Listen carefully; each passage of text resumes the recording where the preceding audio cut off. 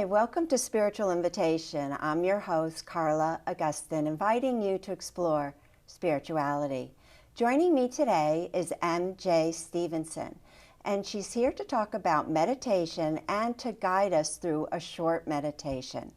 Now, MJ's an artist, a reflexologist, a recreation therapist for the elderly, and she's been a meditator for the last 40 years. That's amazing. It's been a long time. Thank you for being here, MJ. I really appreciate it. It's my pleasure. So you're the woman to talk to since you've been doing it so long. It's impressive. You're making me feel old. No. Well, I would like to mention, though, in addition to all your talents, you're also a grandmother. I am. Yeah. I'm a new grandmother. You're showing me pictures before of little Clementine. The and lovely she's Clementine. Amazing. She's beautiful. She is. Lucky you. I feel really lucky. She's 9 months old and Just enjoying life. Oh, yeah. Yeah. So does a grandchild just trump everything in Yeah, your life? Yeah, absolutely. Pretty much, right? She's top of the list now. Okay. Before we talk about meditation, just share with us, how did you start on your spiritual path? Well, I would say the first thing that pops into my head is when I was about 5. My mother, I was raised Catholic, and my mother, told me we were going to church, and I asked her if I could stay home and stay in my room and think about God. At 5 years old. I was 5, and I really meant it. It wasn't an just trying to excuse. get out of church. And she actually said yes, and I actually did it. And I remember lying on my bed and trying to feel something, and I don't remember what happened, but that's sort of like the first conscious thought I have. And ever since then, I've just always been on It just kind of built. some sort of quest or another. Talk about having a conscious mother, though, that she thought there was something to this, legitimate, and to let you have your way. Yeah, I think she just didn't get me. So really, I think that's what it was. So she just sort of got out of the way. Okay. So it worked well. Well, good. Now, we are pulled in so many different directions in today's society. And why should someone make meditation a priority? I mean, why should we meditate? Well, a brief brain explanation of what's going on. Most people, if you think of it as train stations, there's 4 basic train stations. Or brain train stations. So we're in the beta state in waking, and the delta state when sleeping. That's your brain wave state. And so if you think of it as the train station, most people go from beta to delta, and they never ever stop in between. They're either awake, they're asleep. They don't make any time for anything else. And in between you have the alpha and the theta station. And that's where you want to get off and take a little break, even if it's just for a couple of minutes. And it's, this is my own take on things at this point in my life. You could find all sorts of information, all over the place. But basically, you're resting your brain. It's the most healing state that you can be in as far physically, and just 5 minutes of doing that a day makes a big difference. It still physically. makes a difference. Health-wise, it's indisputable. And on a spiritual level, everyone's experience is different. So, but you should do it. Yeah. You're encouraging us to do it. I am. Now, what happens when we meditate then? So when we go into, you're saying when we go into this different state, like between sleep and Right. and that's the state you want to get to, because that's Right. the point of relaxation. It's very different than sleeping. Because if you think about it, in sleeping, you could be having your teeth clenched, you could be having terrible dreams, your heart could be pounding. It's not necessarily restful, That's sleeping. True. So it's a good point that you made, that it is like you're sort of training and practicing to get to the point right before you're falling asleep and staying there for a little bit. And resting there, essentially. And that's what it's all about, basically, very basically. All right, so let's talk about you then. When did you learn to meditate, and why? Why did you learn to meditate? Well, I was 15 years old, and I had my mother drive me to the Transcendental Meditation Center in New Haven. And it was many moons ago. I think it was 1976. So do the math. And my main motivation I don't remember exactly how I ended up there, but it was obviously in the news a lot at that time in the 70s, and the Beatles were doing it and whatever. And my own personal motivation was just feeling a lot of anxiety as a teenager, felt very uncomfortable, very self-conscious, extremely shy. I was incredibly, incredibly shy as a child and as a teenager. And you'll laugh. Yeah, hard to believe, but it is really hard to believe considering what I do now. But and also blushing. You probably can see it now. I'll talk about it and I'll turn red. And it didn't stop my blushing, I mean, to some degree, but I stopped caring about it. Oh, yeah. Which was a big thing because I wouldn't kind of stick my neck out. I wouldn't talk in front of people. I wouldn't be social in ways that, I'm over the top of that in a big way now. So it made a really big difference to my inner, just my inner peace, my inner comfort level. So you do credit, even at that young age, to helping you. The meditation was just kind of calmed you down within. So no matter what, even if you're blushing, it didn't matter. You were still calm in a situation. I just keep going forward. All those blushers out there, just keep going. Keep going. Yeah. Okay, now what about when people will say, oh, I can't sit still to meditate? Those are the primary things I hear from people. I can't sit still. I can't focus. I don't have time.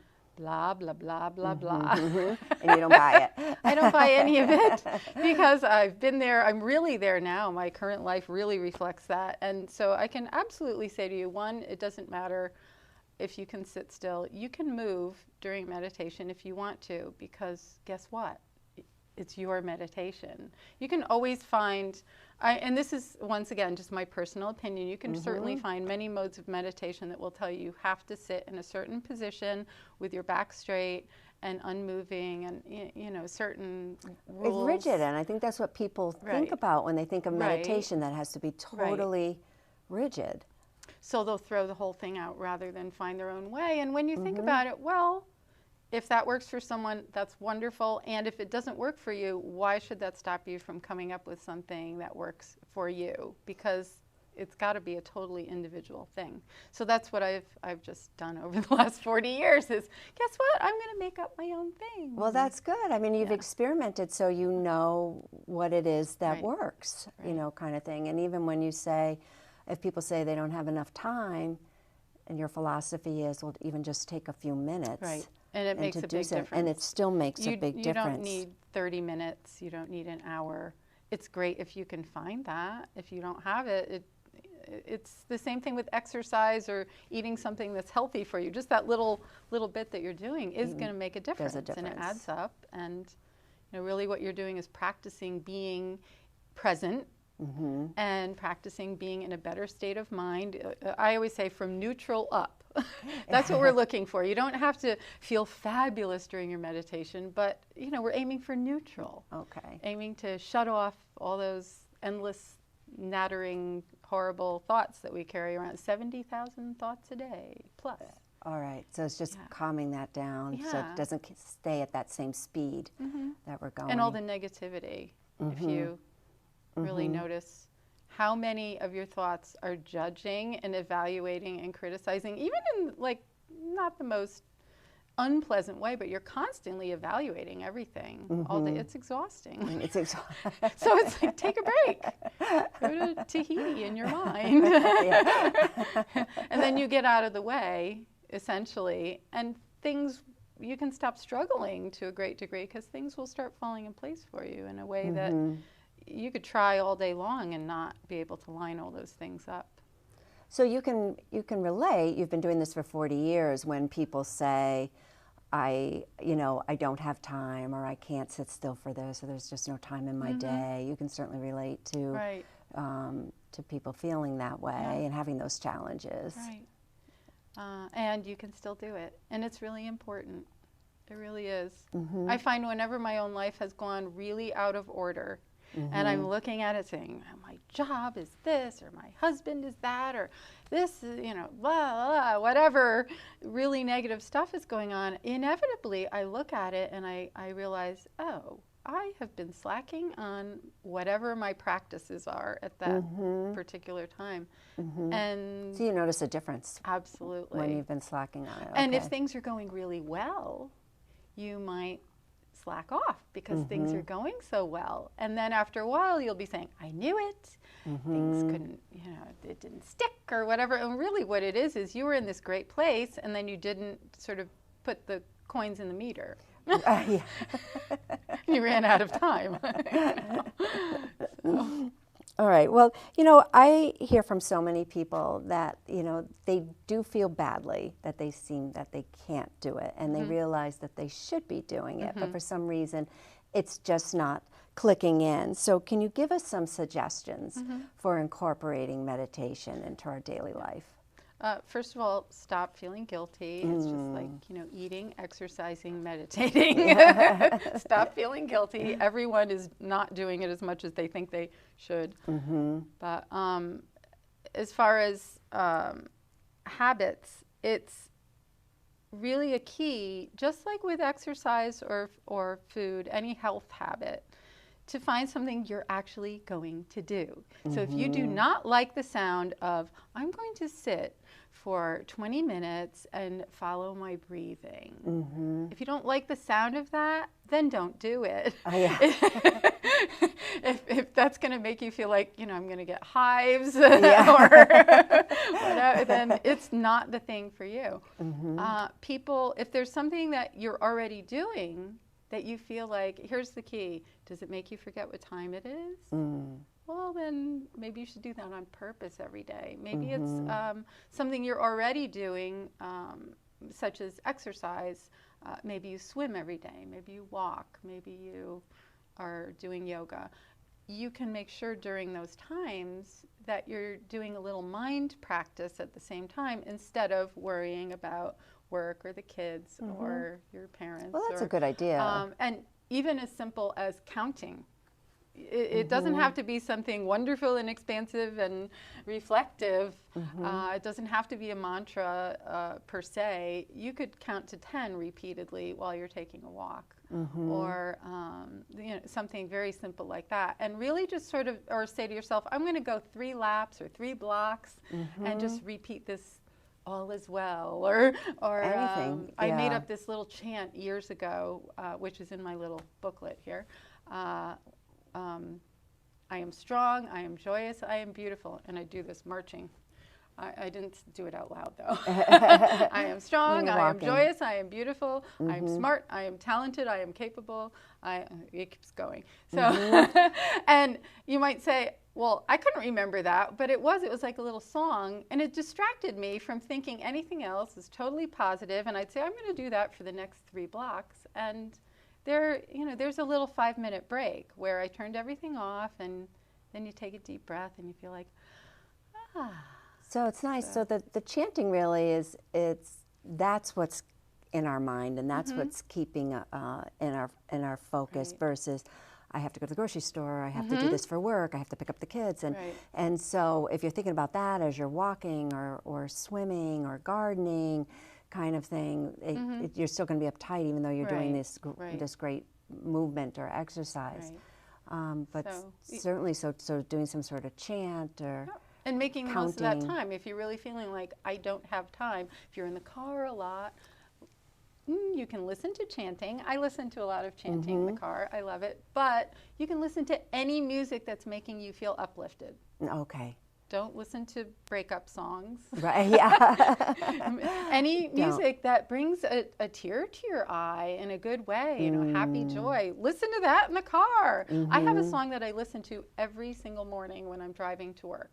Every morning. And I always feel like by the time I get there, I love my job. I'm so lucky. Yeah. But it's like it's a practice. I practice doing that because I could also feel really exhausted by my job and really overwhelmed. But I have to make a choice not to because I don't have time. Right. Really. Right. It So really this is how way. it's almost like we find the time too, a little bit just doing double duty. It's just an activity that you're already doing. Right. Then go ahead and Right. quiet your mind. Right. It's a great idea. And then you can also incorporate sound. I find for me, sound is really important, whether it's music, any kind of music that I listen to everything. African music or Earth, Wind, and Fire or chanting or classical, it could be anything. And then there's sort of white noise sounds, nature sounds. I have a recording of the wind that I listen to while I'm writing, or waves. I'll put that on if I have waves. to do my schedule for work, or I'm writing a column or something. And it really helps you block everything So you can focus out. on your work, but Right. not have the distractions in the background. Or just putting that on and then focusing on your breathing, breathing as slowly as you can. It's really the simplest thing that you can do. Or just choosing a word that works for you. Like, I'm not feeling very relaxed right now, so you can kind of focus on that word. And Focus on the word relax. Yeah, repeat relax. the word relax, breathing really slowly. So being float away. So being creative with this. So I mean, I do like how you say in your booklet, you can't do this wrong, and so I think so many people, they are feeling like, well, if for 20, 30 minutes or 60 minutes, they're not sitting there like this with their eyes closed. And they don't have a complete thought in their head, then they're not doing it right. And it's such a turn off or something. And also like an that. expectation that you're going to feel great during your meditation or directly after, and you may not. You may feel like, oh my God, I was so distracted. This was a bad meditation. But it really is just show up for even 5 minutes. For just 5 minutes. And if you just do it consistently, like any habit, even I keep bringing up food, which I'm very fond of, but if you are focusing on your health and doing it in a really just sort of this is good for me way rather than dieting, you'll lose weight very slowly. And with this, it's the same thing, where all of a sudden in a period of time, maybe a couple of weeks, you'll be looking back at your life and saying, wow, I'm not having a problem with that person the way that I was, and I didn't even do anything. Or, oh, this thing happened out of nowhere. And it's not like, oh, it's magic. Like, I connected with the magical, well, maybe some people think that, but it is kind of magic.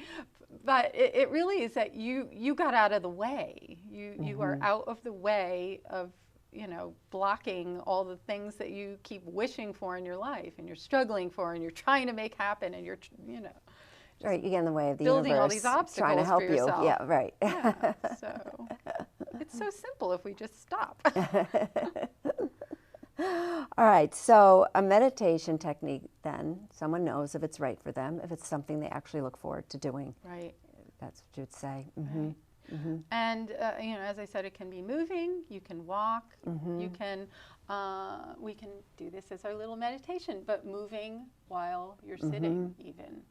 It can really help you slow down and calm down. Because if you're in an agitated state, I work with the elderly, and one of the things is you go to where they are and stay there with them emotionally. So if someone's really agitated, you might put on music that's really upbeat, and then you bring things down kind of slowly, rather than going in and saying, let's just calm right down 100% when you're just feeling like, ah! It's too hard for anybody to. Yeah. It's just not do something reasonable. like- You have to be reasonable. So I just want to talk about your booklet for a second. Anyways, you have on your website, and anybody can go to 5minutestoabetterworld.com, and for free, people can download your booklet, which is just wonderful. This is a beautiful. My son definitely, did the artwork. It's I love this. it's lovely. Isn't It really, nice? yeah, it really is. I don't know if we can see it here, but it's just so nice. And this booklet, you can, like I said, download it for free, and it's simple meditation techniques. And in it, you're talking about what you're talking about today. So it's like, yes, you can just do it the traditional way, but you can do a moving meditation and mantras, and while you're vacuuming and while you're, driving, and all the different ways. So it's just filled with just terrific ideas. So yeah, so really wonderful of you to put that. What it does make me think about, I took the Artist's Way course about 20 years ago, and the one thing that Julia Cameron would have you go on an artist date by yourself once a week, and really the essence of it was to eventually realize that your whole life is an artist date, and let it sort of just leak out into the rest of your life. And it's really the same thing with meditation, because what you want to do is you want to bring that out into your life everywhere that you are. So ultimately that's, I suppose, a goal. So it's like you can call on it anytime. It doesn't have to be every morning before you have your coffee. That's when you take your 5 minutes. Or just when you go for your walk, that's when you meditate. It's the kind of thing, all of a sudden you can just kind of call it in, like, oh, that was a rough day, or that was a rough meeting or something, and it's like, oh, let me just go to that quiet place and call in. And if you've practiced, you can really recenter yourself in 1 minute. You'll remember you have that. Yeah, and I do have certain practices. For me, it's my happy dance, that I won't leave the house if I don't do my happy dance. Well, tell people about that. So, you have that in your booklet. And, I mean, some people would look and say, that's completely ridiculous. That's not a meditation, but it is to me. So I started doing it by accident about, I don't know, 15 or 20 years ago, as a cool down from exercising. I was doing this Irish step dancing thing that I made up as an exercise, and then I started doing this cool down to some fiddle music. I can see my son laughing at me now, and I'd be there doing this very expansive, and this particular song, and for me it's the music. I have to listen to the music, and I need to move. Just listening to the song doesn't make me feel that way, but doing it's usually like a figure 8 infinity symbol, or whatever. That's just what gets me going, and just being very expansive in it. I always feel unbelievably uplifted by doing that, and especially depending on the music. And so I have a whole repertoire of music that I switch around and listen to, but I do that every single morning. I just practice being in that place where happy crying. I mean, who doesn't want to feel like that? So I do it on purpose every morning, and for me, music is the big vehicle for that. That's what really helps you, is bringing Instantly. you into the mood. Yeah. My brain is just trained to react, especially if I listen to a song for every day for a long time. I can just hear very little of it, and I immediately feel completely uplifted. And it's like on a cellular level, I've retrained myself, and it's just fun. I look forward to, I have 5 minutes, I got to do my happy dance.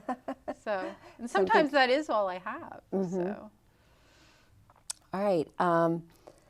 Well, how about if we take some time now? Would you walk us all through a meditation? Does that sound like a... Sure. Yeah, that would be so terrific if you did.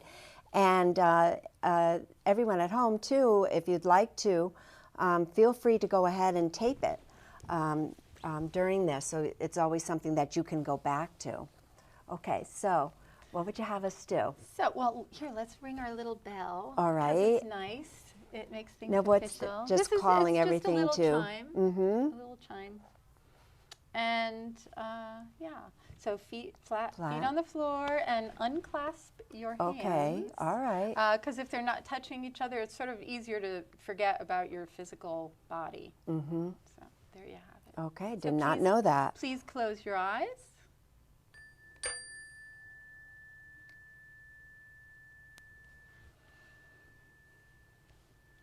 And let's take 3 deep breaths.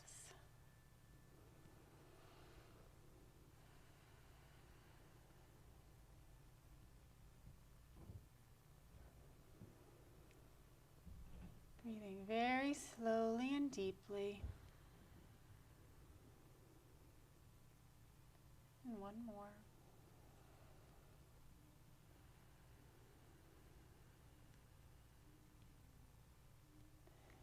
And now we were just talking about that infinity symbol and swaying. And I'd just like you to allow yourself to sort of sway back and forth in a figure eight motion. It could be very tiny, or it could be more dramatic, depending how you're feeling. And this is really good to do if you've had a really busy day, an overwhelming day, a day where your mind is racing and your heart is pounding and you couldn't possibly sit still. Breathing really slowly.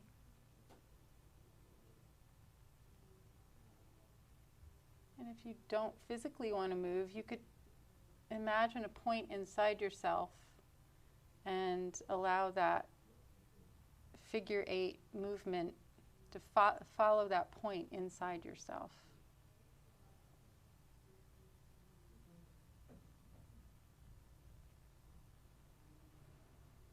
Now breathing as slowly as you can. Maybe you could allow yourself to be at the beach. Imagine sitting on the warm sand, swaying back and forth, hearing the waves, feeling the waves crashing, the same as the movement that you're making back and forth. The waves come in, the waves go out, the thoughts come in, and the thoughts go out.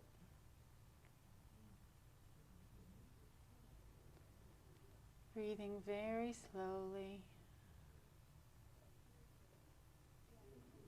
Maybe feeling a sense of peace and calm, slowing down.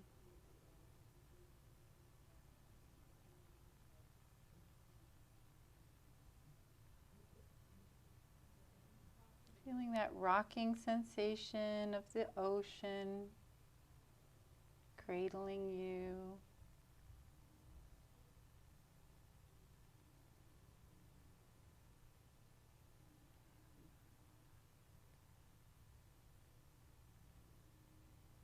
Breathing very slowly.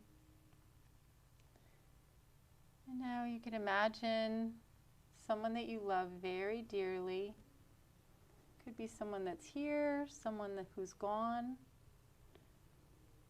a religious figure, could be anyone, someone that you love dearly. Imagine them sitting in front of you, holding your hands. You're both swaying gently back and forth, looking into their eyes, feeling the love that's there, feeling the peace in that moment between the two of you, knowing this person is there for you.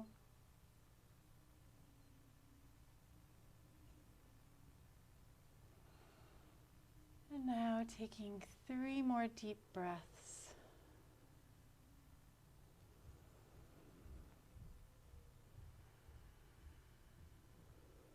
Very slowly.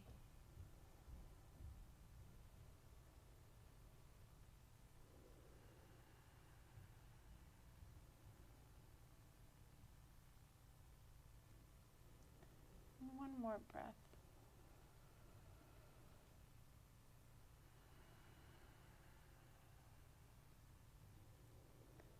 Allow yourself to stop moving and settle into your chair. Feeling all the tension run down from the top of your head, out the bottom of your feet. Maybe feel a tingling in your hands and your feet. And know that that feeling of peace and relaxation and quiet, being present. You can bring that back with you right now. You find that at any time, just by closing your eyes and swaying back and forth, taking a deep breath. Now coming back to the room, wiggling your fingers and toes, opening your eyes when you're ready.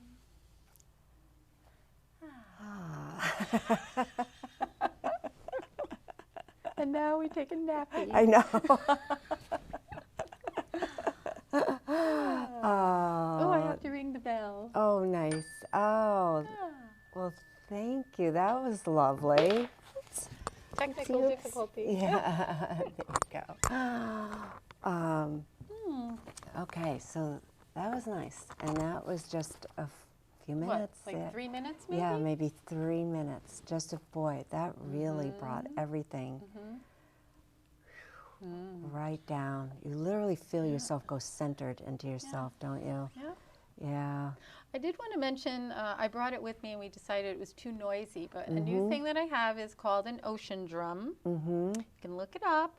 They make them with, I have a plain one, but they make them also with a background of sort of, it looks like an aquarium with fish and a nice picture in the background. And it's basically a clear drum that's filled with essentially BBs, little steel, tiny steel balls, and you just barely move it and they move.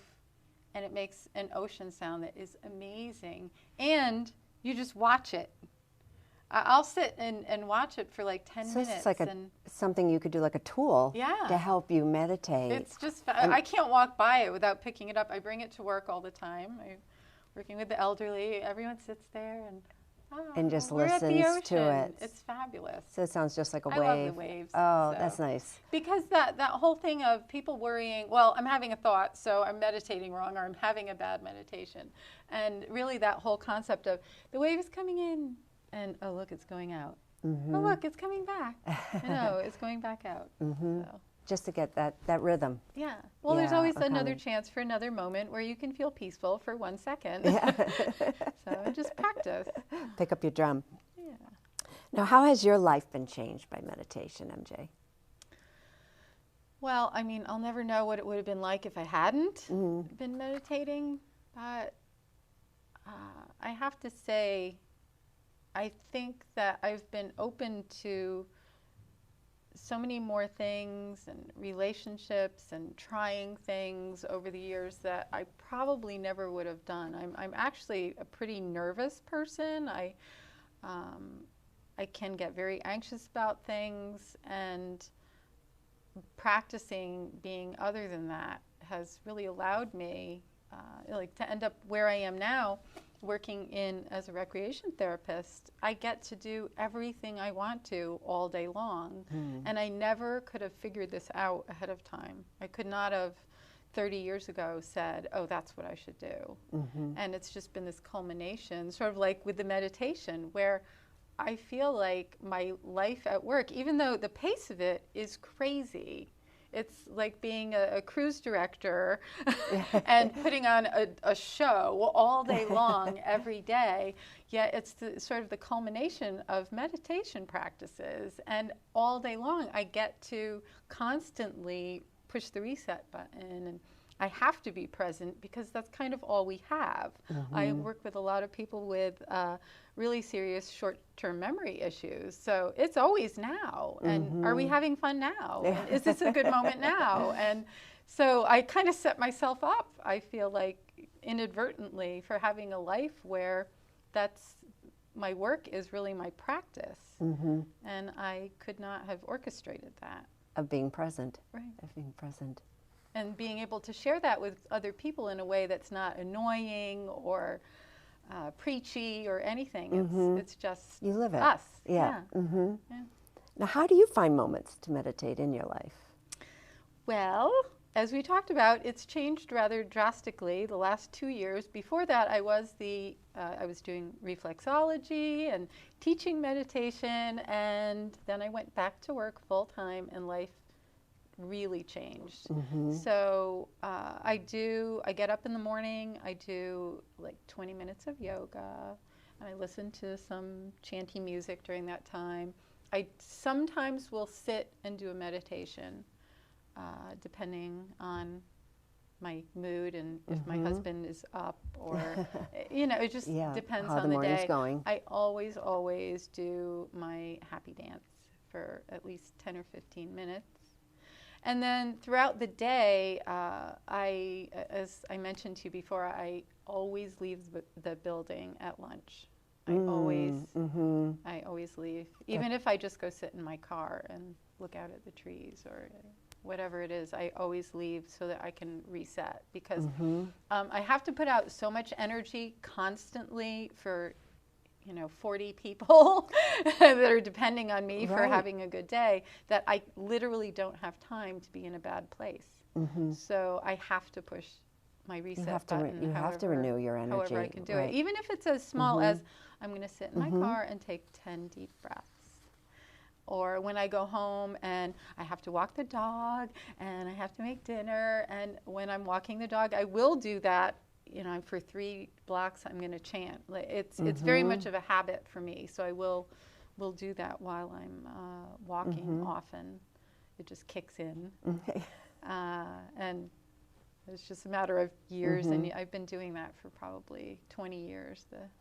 Well, it sounds like something that's built, because it started right away, it worked for you, and you kept at it. And then it grew to doing it several times during the day. So it's your go-to thing. Right. You need to relax, and instead of staying uptight about not being relaxed, and you have such a variety of things to choose from, which you do suggest in your booklet. I mean, it's not just you have to go find that quiet place and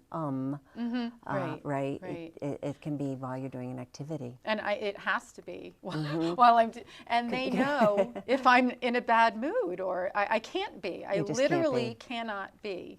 And they know if I'm faking it. So I can't. I have to actually be real. Stop. I have to, So it's great. It's like enforced meditation all the time. I feel so lucky. It's not like with your family where you could be going around going, rah, rah, I had the worst day and I'm exhausted, and I just and there's have no to hiding set in it your all cubby aside. at your job, Right. No, I can't shut my door and say I'm having a bad day. I'll talk to you later. So now, what's your goal in meditation? My goal in meditation. I was supposed to think about this one. I was meditating upon it. My goal in meditation, I'm blushing now. I honestly, it's just such an ongoing process. I'd say my only goal is to not be in a place where I forget. As we were saying, that things are going so well that you stop, or things are going so badly that you can't bring yourself to get in that place that's neutral or above. So it's just ongoing. It's and to allow as much of it into my life as much as I can every day, and that's it. And then when you look at all the aspects of your life, that's how you know how much am I showing up essentially for myself, being present. How's work going? How's your relationship? How's your family? How are your finances? How's everything? And it sounds like even for you, now you're someone, I mean, who's been doing it for 40 years, but it continues to grow. It's not like you arrive. It's just a thing I don't know anything. I'm just doing what I do that works for me, and that's what is empowering for other people, is to just do what habit makes you feel good, or at least makes you feel neutral, whatever it is, and find that habit and do it. And when you get bored with it, do a different habit. Do something different. Yeah.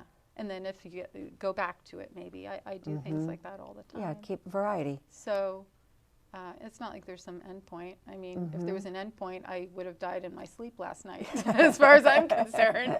So I'm not done. Okay, last question. What does spirituality mean to you? it is that balance, pretty much what we were just saying, the balance of all those areas of your life. It's not something that's separate. It's not something that I do after work. It's everything that I carry with me all the time, as much as I can, and really sharing, finding your inner joy, however you can get to it, and finding what way you can share it with the most people. So I feel lucky I really get to do that in so many ways. Well, thank you. Thank you so much. Thank you, Carla. This was wonderful. Thank you for enlightening us on meditation and the different techniques that we can incorporate in our own lives, and appreciate too. Again, we'll have all of MJ's contact information up on the screen in just a moment, but you can go to her website at 5minutestoabetterworld.com and download this wonderful booklet. And if you didn't have a chance to tape that meditation that she did with us, you'll also be able to go to my website at carlaaugustyn.com, and I'll have a link that brings you directly to it. So you can start your practice with this way in just a few minutes a day. I did want to say, I always tell people with the booklet, if you do print it out, and I'm sorry, it won't print out quite as nice pretty as that. This, but print it out and put it in the bathroom, where all good reading happens. All right. And then your family members might see it, and you don't have to say anything like, you should meditate, you should read this. Encourage a family and thing. It reminds you. You go in there. I mean, I don't normally say, yes, you can meditate on the toilet, but obviously. Why not? Wherever you are. It's a private place. Okay. All right. So I want to thank you for watching. This has been Spiritual Invitation. I'm your host, Carla Augustyn, inviting you to explore spirituality.